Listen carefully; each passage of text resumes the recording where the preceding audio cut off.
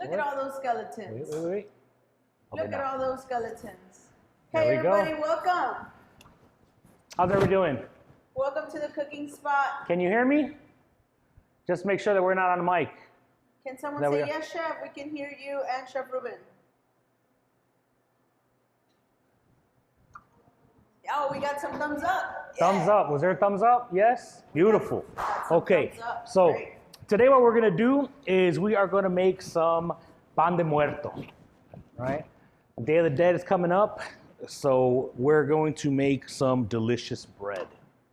What's pan de muerto, Chef? Pan de muerto is pan, And and I think it's de muerto, it's dead. right? Kill the Yes. yeast. Kill the yeast. No, it is a delicious sweet bun, and it's going to have one of the main ingredients as far as flavor is either orange zest or orange blossom water.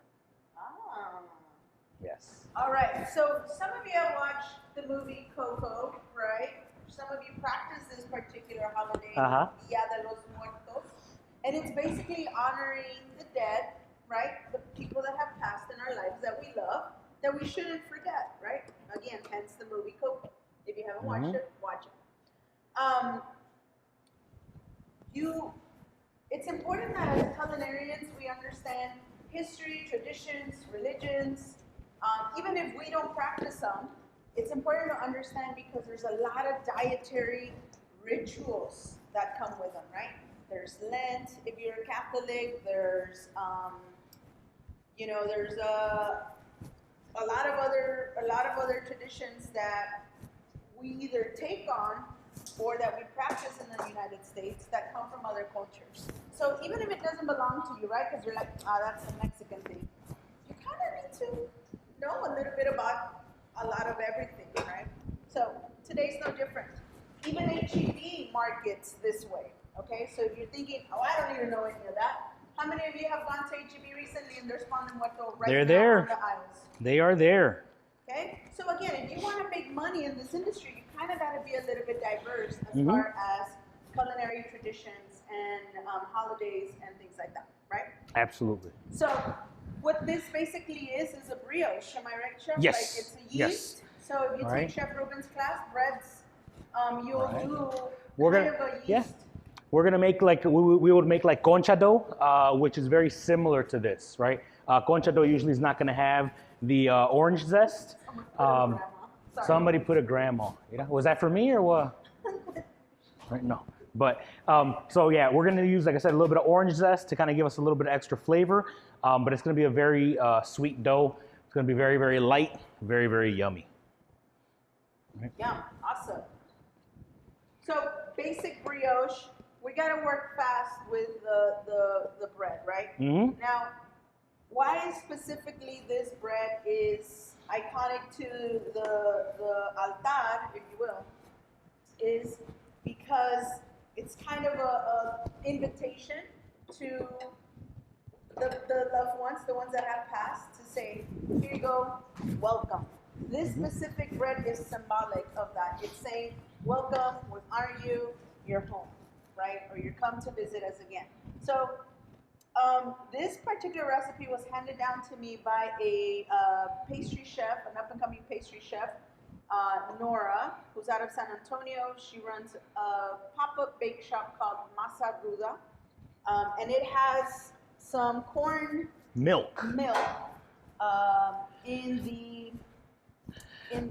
well, it's corn infused with milk, and that's what we're going to use to hydrate the dough, right? Mhm. Traditionally, you use orange blossom water, but on her recipe, she had some orange zest. Look at how beautiful and bright orange that is. Now, it's season, right, Chef? Mhm. Oranges are coming in season. You need your vitamin C. When the weather changes, that's when we need our vitamin C, right? When it starts to get cold, our skin starts to dry out, the sun starts to go down earlier. So you got to think about seasonality too when you understand old school recipes. November, that's when in the Americas, citrus is better, right? It's vibrant. So of course there's going to be orange blossom and orange zest in those recipes, right? Okay. So what are you doing, Chef? First thing I did was took the chill off of my corn milk, right? And it was a pretty straightforward process. I took a little bit of water, a little bit of condensed milk, and a little bit of corn, right? A whole corn. I took the kernels off the cob, and I threw the cob in there also, right? So I have a really, really nice mixture here. You can see it has a little bit of thickness. And like I said, all I did was take it over the heat for literally seconds, right? What I like to tell students when they're in here and we're heating up our product, when we're gonna use active yeast, is that we wanna kind of take the chill off of the liquid. We wanna take the chill off of the milk, right? If you've ever kind of prepped a baby bottle, that's kind of the temperature that you're looking for, right? You don't want it to be super hot. Huh? The water? Yes. Oh, baby Right? bottle, that's a really Yes, good, right? If it's a whole lot of steam, that's an issue, okay? So once I have the chill off of my corn milk, I'm gonna add my active dry yeast, right? Active dry yeast is probably one of the most common yeasts that you're gonna see out at the store, right? And it's called active dry yeast because it's dry, number one, and number two, you have to activate it, right? How do you activate it? Warm liquid, let it sit in there a little bit to dissolve, and then you're just gonna kind of move it around, right? Step one is to get this all dissolved, right? This yeast is kind of hibernating, taking a nap. It's gonna wake up, it's gonna stretch, and it's gonna look for breakfast, right? The corn milk, the milk itself has a whole bunch of sugar, right? And that's what it's gonna start snacking on, right? Once it snacks on that, it's gonna start producing gases and it's gonna be ready to use in my mixture, right? So I just have the yeast in there? Yes.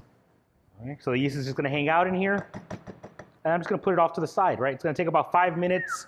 It'll get a little foamy and then it'll be good to go, right?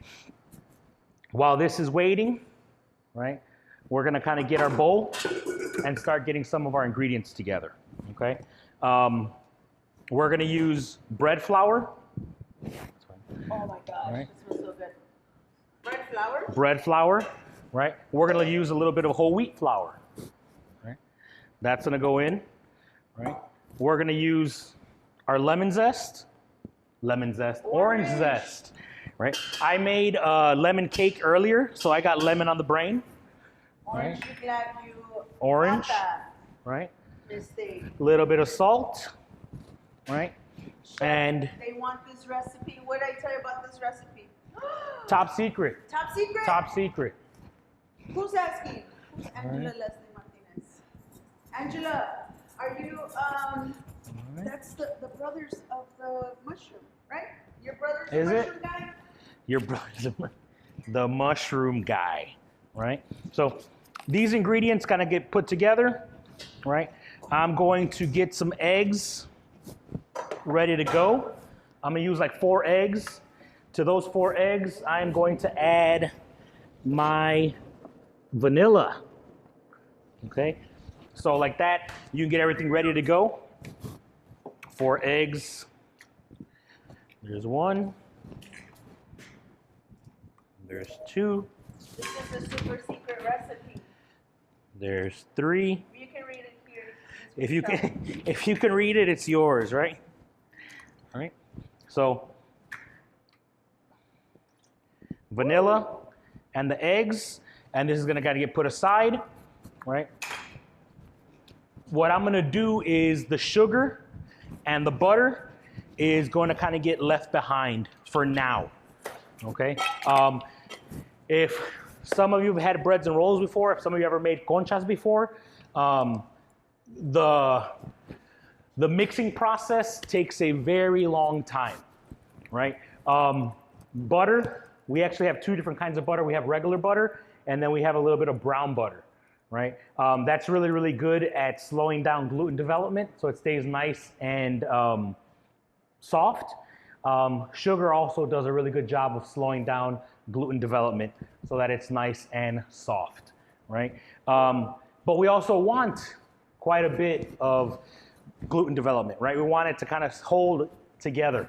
So what we're actually gonna do is we're actually gonna hold back on these 2 ingredients, right? We're gonna give the dough, right, the flour in here, a little bit of a head start.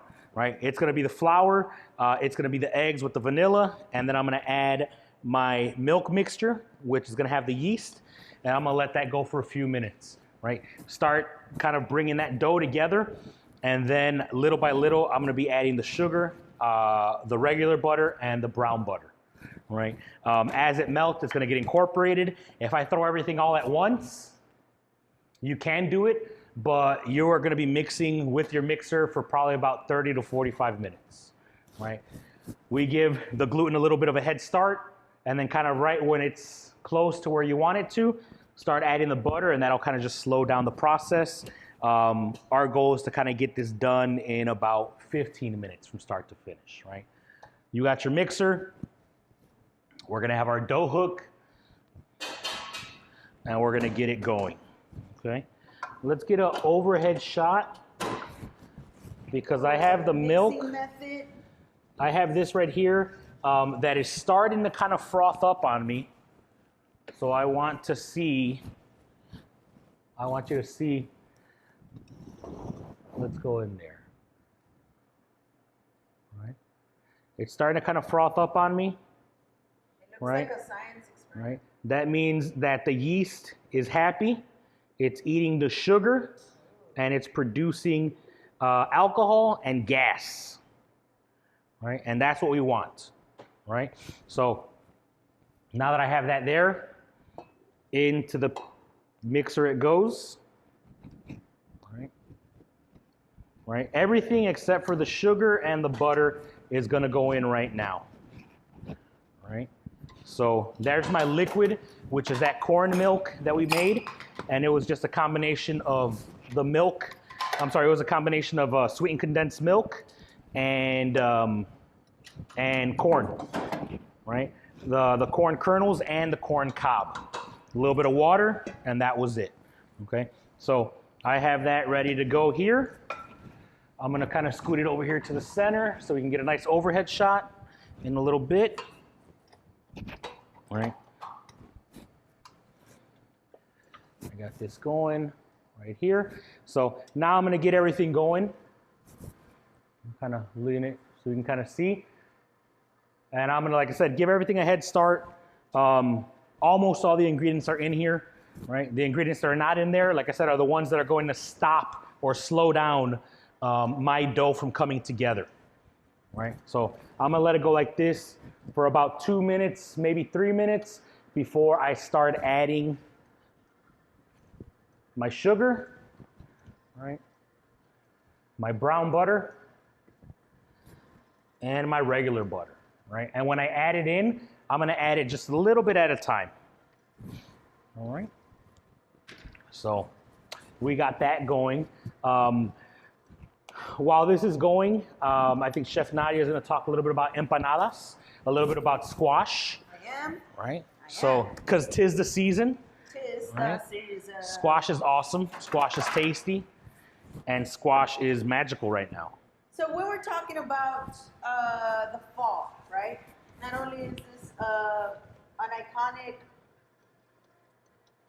holiday food item, we also have another iconic food item in our culture, if you're Mexican American, and that is empanadas de calabaza, right? Everyone's had pumpkin empanadas, and if you haven't, I'm sure you've had pumpkin pie, right?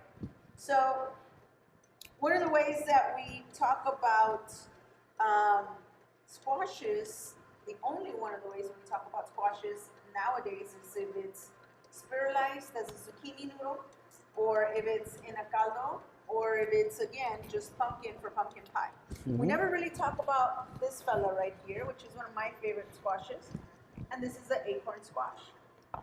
We also see them, but sometimes we shy away from grabbing them, and this is only half of the butternut squash, right? They're always at H-E-B, right? You walk through them, you pass by them, you're like, they're there.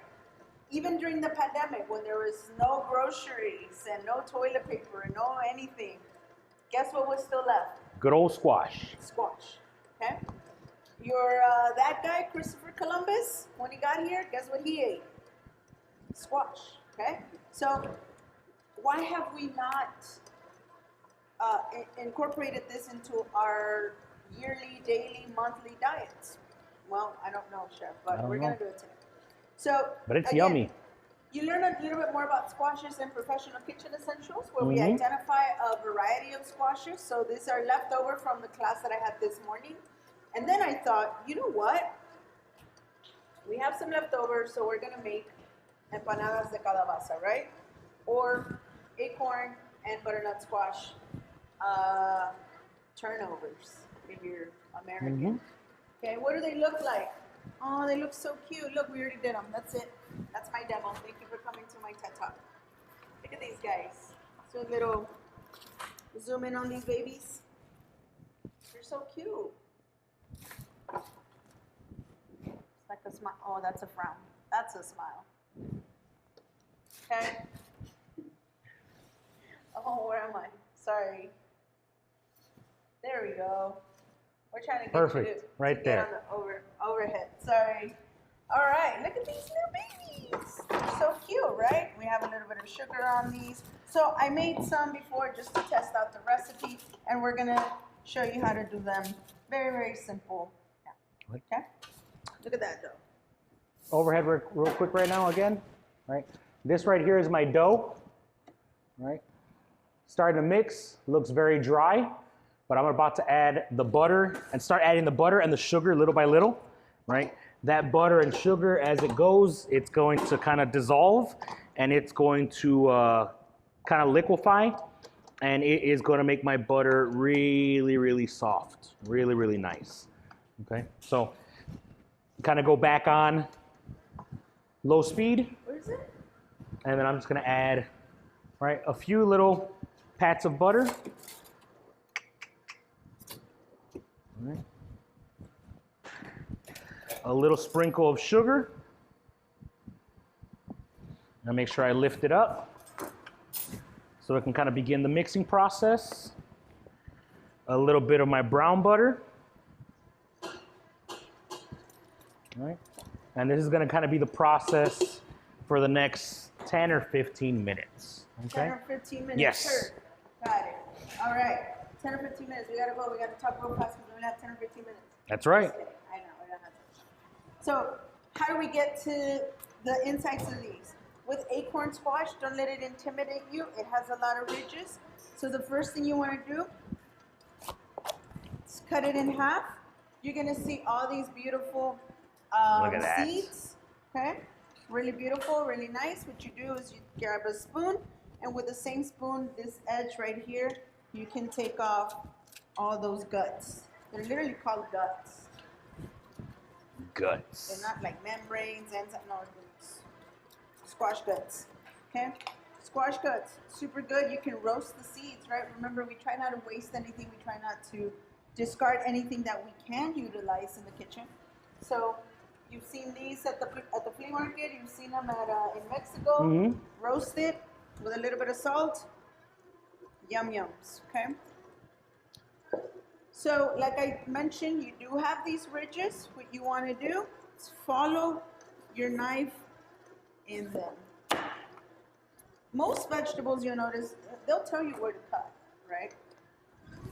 Your handy dandy peeler, and then you can easily just do this number. Super easy, right?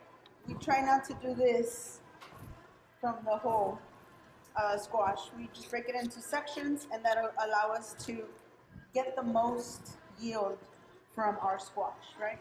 All this you save for the chickens. So you can cut this up, roast it, turn it into a hash, replace potatoes. I love this with eggs, roasted and some eggs and tomatillo salsa, super good. This with some barbacoa in the morning, super good. But we're gonna leave it whole like this, and we're gonna add a bunch of cinnamon, sugar, and a little bit of water into a pot, and we're gonna bring it to a boil. Now, we're not gonna show you that process because it does take about 2 hours, but I did wanna show you about acorn squash, how to peel it, and how to get from its entirety to here, okay? So that's that. Now, with butternut squash, you'll notice, even though this is just some scrap, the minute you cut the squash, it starts sweating. Okay, and we'll let it out here for a minute. So butternut squash has an enzyme that sticks kind of to your hand, and it dries it out. But that's all the actual healthy, natural enzymes. Think of it like papaya. Papaya has that specific enzyme too, that it makes it so healthy. You'll start seeing it. It starts sweating super, super nicely here. But you want to make sure that you're not allergic to it. You want to know that you want to make sure you know that is going to leave your skin a little dry, but it washes off. Okay. So again, you can peel this. And when you're candying calabaza, when you're making it into a sweet dish, you can leave the rind on, or you can take the rind off and then boil it in that sugar water with aromatics, okay? So what I ended up doing was cardamom, ginger, cinnamon, star anise, juniper, and clove. And the star anise just smelled wonderful. It smelled great. It smelled like Christmas in the kitchen in 149. So that's right. what do we end up with? We end up with what you commonly know as canned pumpkin puree, right? There we go. Dog food, no mission. It's not dog food. So there's a lot of that in here with the spices, with a little vanilla, with a bunch of honey, okay? And we did mix in a little bit of pumpkin puree, but honestly, we shouldn't have, right? It was super good on its own, but I needed a little bit more for our empanadas. So that is it. We are left with it. Now, I grew up in Mexico as a kid, and we didn't have cereal. There was no Frosted Flakes. There was a piece of calabaza with sugar and milk, and it was so yum, so good. Interesting. So, was that the original Frosted Flakes? I think so. I think probably. All right. Were they great? They were great. They were delicioso. Oh, I know, that's adorable. Am I at 10 minutes? Right. You gotta get Just back about. All right, let's get Right. back to Chef Just Ruben's about. Right. dough. I'm getting the last little bit of sugar. And then I'm going to see if I can kind of tilt it so you can kind of get a good little look inside. Let me go back. Where am I at? There I am. All right.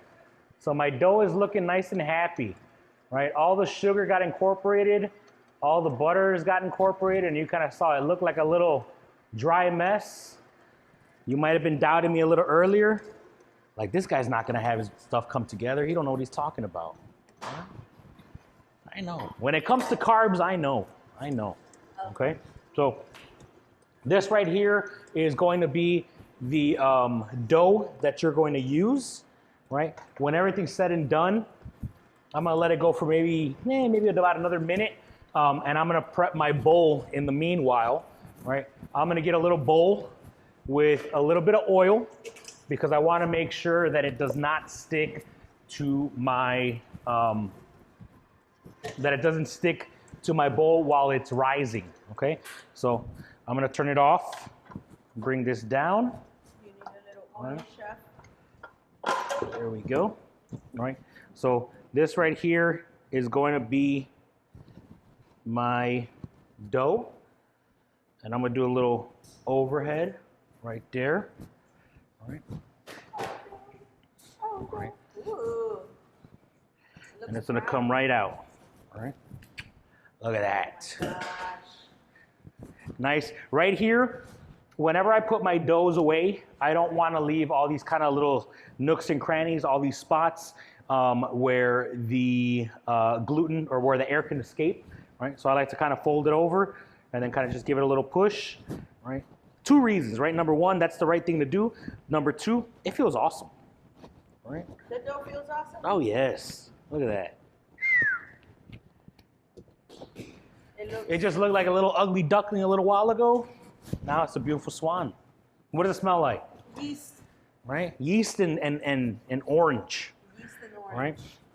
Get it into the bowl, right? I'm gonna get a little plastic wrap and I'm gonna put it somewhere warm, right? Somewhere warm so it can kind of proof. The warmer it is, the kind of faster it proofs. If you don't have anywhere warm, just have a little bit of patience, right? It's gonna happen whether you like it or not. A little bit of heat will speed up the process, right? Above your refrigerator, in your oven with just the light on, not the oven on. You can go in the oven with a little bit of hot water. There's a lot of different things that you can do that can assist you in speeding up the process. But like I said, in this case, I'm just gonna wrap it up and I'm going to put it somewhere nice and warm, right? And then after I put it somewhere nice and warm, right? Movie magic, right? TV magic, right? This is how it comes out at the end. Okay, so that right there is going to be our end product, right? This right here is going to be our end product. Whoa. Right? Why is it so sticky? It got somewhere nice and warm, right? It's nice and soft, right? It's nice and stretchy. Look at that. I want to show that off. Look at that. Look at that. Right? I'm going to fill it up just like a little balloon with some air, right? So when you have it here, when your dough comes out, you want to kind of knock out some of the air, and then you're going to kind of go with your traditional shapes, right? The first traditional shape is just going to be a round, right? You just want to make something similar to like a dinner roll, right? So I'm going to cut off a portion right here, right? And it'll be something like this, right? I like to kind of tuck in the corners. Now I have a nice smooth side, and I'm just going to kind of roll it around on the counter a little bit, right? If you don't want to do that, right, what I like to do is kind of grab it from one end and kind of tighten it up. Let me go over here where it's a little closer to the, right? Come over here, kind of just tighten it up, right? Give it a little turn, tighten it up. Looks like a potato. Right? Until you get it nice and smooth, right? Step one is right there. You need a sheep tray, chef? If you have one, that'll be fantastic, right? And then I'm gonna do 3 little portions, right? Maybe like, I don't know, about ½ an ounce portions. This is probably somewhere around 3 ounces, right? And I'm gonna do the traditional shaping, right? So that's where am I at? There I am, right? So that's that right there. I'll scoot it over just slightly right there so I can still see that, and you can kind of still see what I'm doing right here, right? Took a little piece, right? I'm gonna round it off so it'll be a nice little ball. Now this is probably the hardest part. This is the hardest part, especially when you see the size of the dough that you're working with and the size of the hands that I'm working with, right? Oh, Chef Ruben's making excuses for his hands. I gotta make some excuses. I have to set up kind of little excuses just in case they don't come out perfect. Since I'm on camera, I got a built-in excuse, right? Right. So I'm gonna roll it out so it can be semi, kind of tubular. Totally Right. tubular. And then I'm gonna kind of karate chop it right there in the center. Chef, so violent. All right. It's already dead, Chef. Oh It's already no! muerto. Right. So kind of traditionally, you want this is gonna kind of be like the symbolic of of bones, right? So you want to kind of have those 3 little, or the 4 kind of little bumps, and then once you get that, that's what's gonna kind of sit on top. Look at the cute little bone. You're gonna do that one more time, right? Right. So that right there is going to give you the other one. Oh, look at that. That's really nice. That one came out como professional right there. Look at that. Oh, man, Paris Right. Bakery. And then this one right here is going to be kind of the resemblance or symbolic of the skull, right? So we got the bones, we have the skull, and you set them up just like this, right? Once you set them up like this, you put them to proof, All right. Let me cut one more. Right. There's the size, and there's the other two pieces. All right. So first one, like I said, bring everything together and roll it up. That's going to give you your bun. Right. We're making little mini ones. Right. You could also make these full size, make a big old loaf. Right. But I'm not sharing. So if I get a big old loaf, it's all mine. That's my rule. I said I got one bread. It counts. Right? Make some little half-ounce portions. All right. Once you get those little half-ounce portions, roll it out slightly. Right? Right down the center. Give it another little wedge and another little wedge. Right? Like I said, if you have smaller fingers, or I like to say smaller, but it's really just thinner, right? But I just like, it makes me feel a little bit better, right? We're going that Chef, right so there. For these, I've seen them with sugar. Do you add Yes. the sugar? At the end. Oh, Right? once They they're come out done of the oven, they get doused with a little bit of sugar. Doused. Right? Yes, doused. Right? And Something. I've also seen some of them with sesame seeds too. Yes. Sesame seeds is also something that usually gets done. Okay? So this right here is kind of your product. Once you get them all done, you can put them again somewhere warm, right? The first step we want to kind of let the dough rise was to get that really, really nice flavor, right?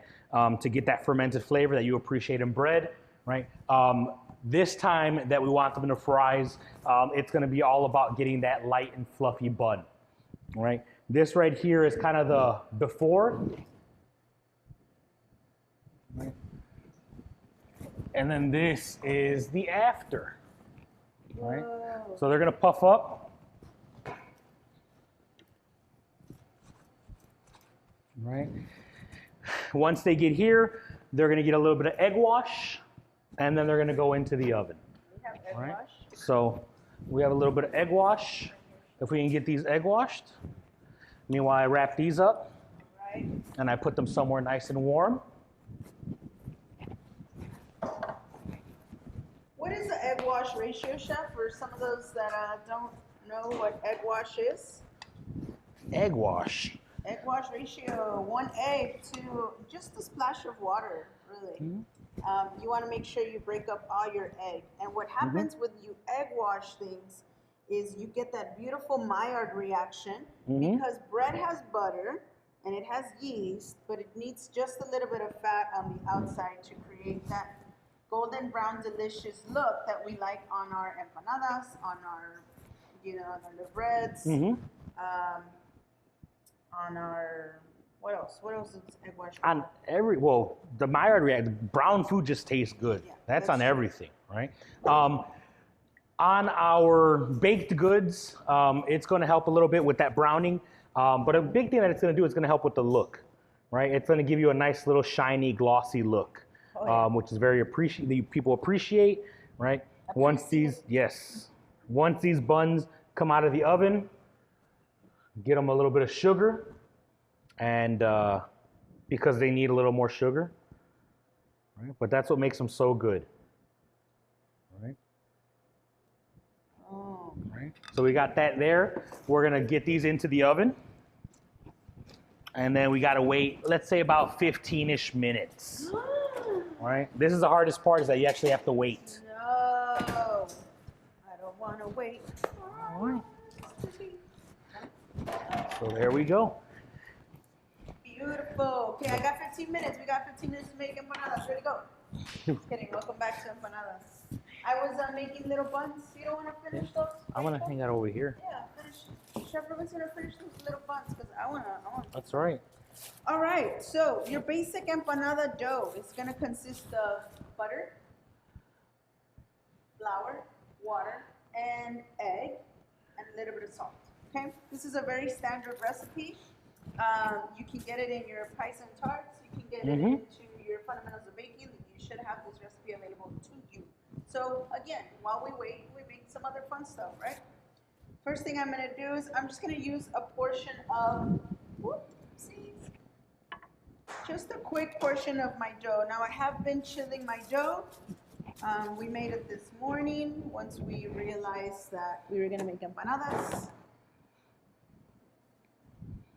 That's right. And now that's one of my favorite pan dulce recipes, or not recipes, but the way I judge bakeries, Mexican bakeries, is by their conchas, the white ones, and by their empanadas de calabaza. Feel like if you do those two, if you do those two right, then you're worthy. then you're a good bakery. Yeah, you're a good bakery. You're worth it. So what we're gonna do is roll out our dough. Okay. Beautiful, beautiful dough here. The secret that I think makes great pie dough and great biscuit dough and great empanada dough is freezing your butter, and as you're adding it into your recipe, you don't cube it, but you rather Grate it. Yes, you grate it, and I mean, I get this beautiful like lamination in here of like beautifully distributed butter, and my dough is cold, so then it rolls out evenly and really nicely. Like I love to just play with this dough. I don't even want to cook it. I just want to play with it. Okay? Nice. Don't make fun of my rolling skills. Okay? Don't do it. So very easy. Now, you could roll yourself into little balls. Not yourself. Don't roll yourself. You could, but don't do it. Roll yourself. You could, you know, portion out a small portion of your dough and do it like, you know, Tia style, grandma style. But I'm a very bad daughter. And I can't roll perfectly around. Mira, I'm not even going to try. I'm just going to... You guys can shame me. I don't care. I don't care. No me voy a casar. I can try, but it's hard. We're not going to go there. So, That's what cookie cutters are meant for. Right? I like to work harder. I mean, I like to work smarter, not harder. Okay? Sometimes you got to cheat. I love cheating. Just kidding, I don't. All right, so we have our empanada dough. It's really nicely. Now, you can make your cookie cutter any size that you'd like. I like this size because I like cute, tiny things, especially pan dulce, like little conchitas or little pan muerto or little marranitos. I think they're just oh so cute, and also portion control. I don't like the portion control part. You're right. You know me, you know I care nothing about portion control. Except give me more portions, right? Yeah. Except why isn't there more portions in this? But I do like tiny, cute food things. They make me happy. So I'm gonna just try to make some perfect little circles here. Look at that. You can make like 5 in 5 seconds. Okay. Woo, super nice. Don't discard that dough, that leftover dough. You can still use it to roll out some extra empanadas. Okay. You also want to make sure to add some holes to your empanadas so they don't puff up and get to and burst on you, right? So we just make some holes with our fork. And then when it comes to filling, we have our filling, our calabaza filling, right? We don't want to overfill. I know you're going to want to, okay? You're going to want to overfill super bad, but don't do it. So just a little dollop. You're going to use a little bit of that. A dollop will do? A dollop will do. All right. A little bit right here on the half. And when you, now this is the key ingredient, right? Taquito style, like this. Oh, yeah? Like this. You want to pinch in the middle, and then you want to pinch around oops, not like that, around the filling. And here's why. Your filling's gonna wanna come out. So we have to make sure that we secure it right on the edge, right? Before we press them. So they should look like little pierogies. If you know what pierogies are, it's because you've probably taken my Pierogies are delicious. international cuisine class. So again, we want to make sure to add it a little bit of egg wash, and then you mix it in, right? I should make Chef Ruben do a tiny empanada, right, with his with his hands, since he was talking about his hands being so massive. I can do it. I think I can do it. So again, taquitos, and here are our empanadas. Now we're not quite done yet. I used to do 250 dumplings a day back in my day for this Asian restaurant. So very similar to a dumpling, an empanada, or this small. But guess why I had to do it? Why? Why did they put me to do it? Small hands. See? Small little hands. They're like, you could do it. That's easy. Okay. Yeah. They're like, no, don't give him the Shrek. Don't give him the Shrek. Okay. That's why my hands are so bad now when I drop things. All right. So now that we have our baby empanadas, we are gonna give them that iconic empanada look, right? Your best tool, a fork. Right at the end of the fork, you wanna make sure you press in and out, and then follow that same strip, in and out, down, out, down, out. And that's it. So, so cute.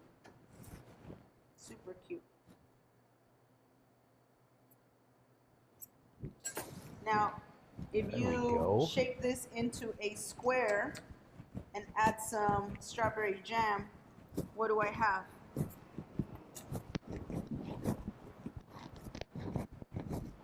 Pop-Tarts, yes, what? No way, yes, a square filled with jelly, empanada, you know it, as a Pop-Tart. Did I just blow your mind? What, chef? Same dough, just different filling, right? So we gotta call it something else. Same tart dough, right? Tart dough? Is empanada dough tart dough? Mm-hmm. It's similar. It's similar. You're gonna want something nice and flaky. Same, but different? Yeah. So there we go, I have my empanadita. Woo! And now I just gotta finish them off with that infamous egg white. That's gonna give us that beautiful look of that golden brown delicious crust that we want, right? That we like in our empanadas. You could add sugar on top of these, like that sugar in the raw, for a azucarada, which just basically means covered in sugar.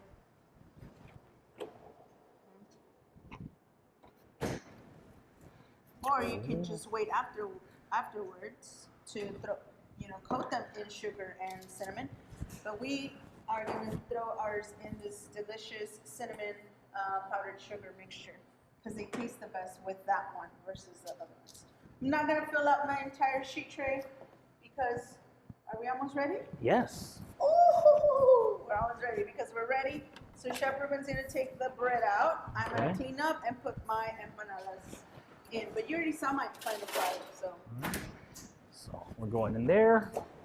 We're going to come out with these. A ver, los muertitos.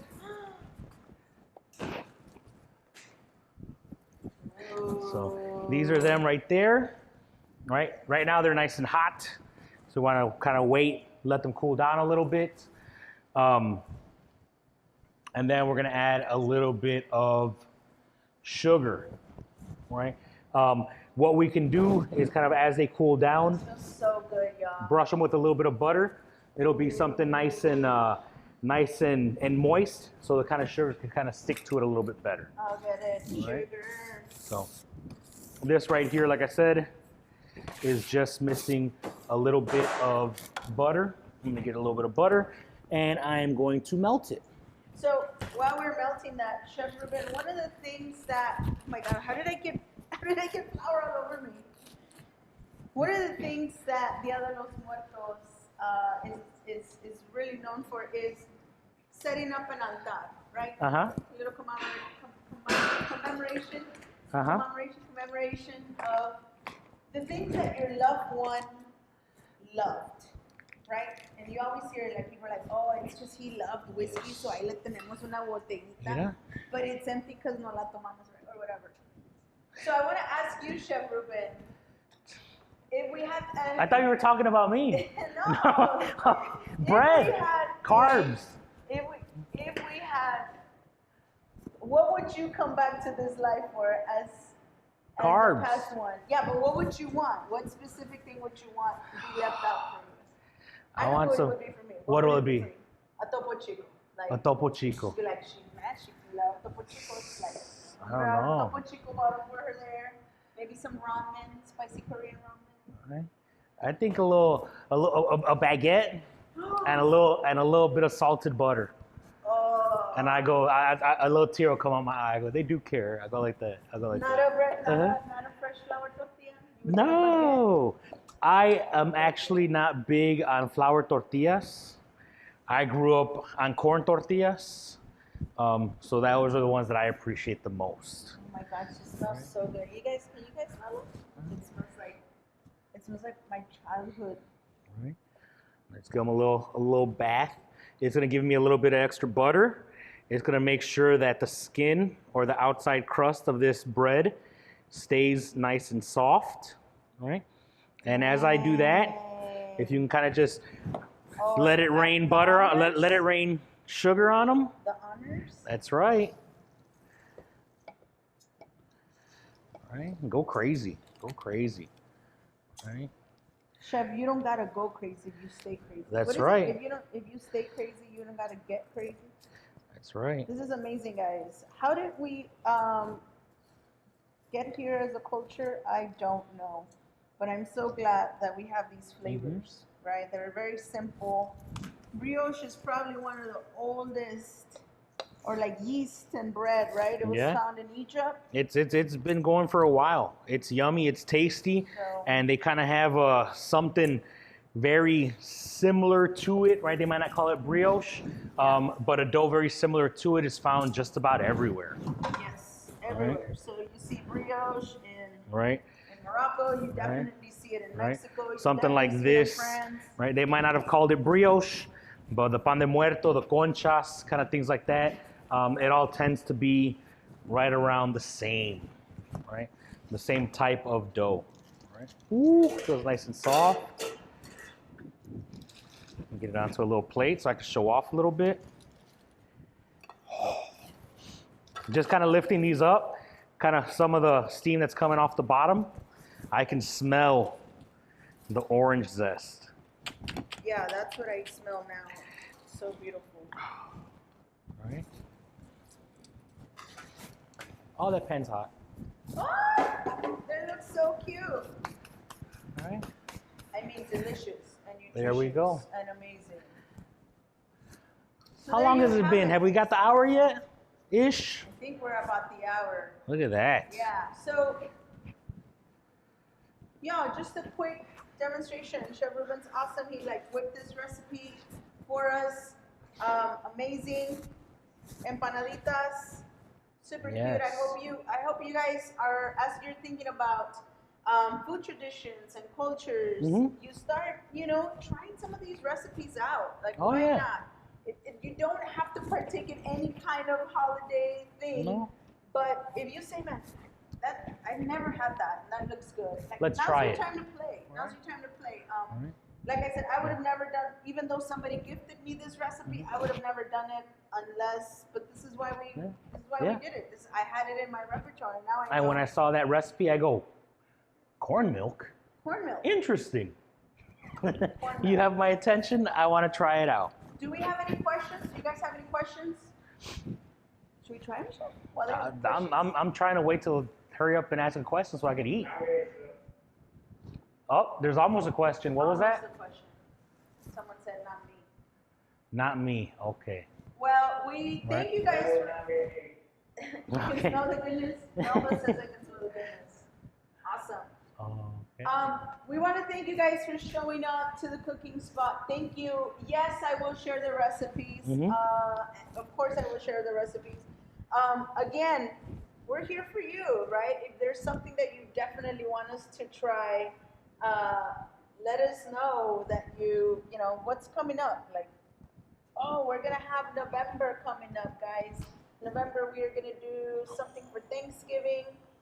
We're definitely going to do something for December for the holidays to get you prepared for the holidays. And also, feel free to reach out to us about registration for the spring. Okay, if you haven't registered, our classes are filling up fast. I saw a couple that I couldn't sign up because there were 23 students already in there. So make sure that you guys register for your classes before you go on the holiday break. Definitely, right? Okay. Keep an ear out, right? We're gonna have some more cooking spots. We're gonna have back-to-back cooking spots on November, right? We're gonna do. Yeah. What are we gonna do? We've heard people We're talking gonna about, look right? at this, Just like this, right? Back-to-back Like those recipes. old school movie photos. No, but I've heard people talking about turkey shortages, right? That's true. I don't know if that's a thing, Oh, but we're gonna do. we're things you don't have to gonna do. use other options, right? Some people don't Yeah. appreciate turkey. Again, apparently, sometimes you're not gonna be able to find turkey.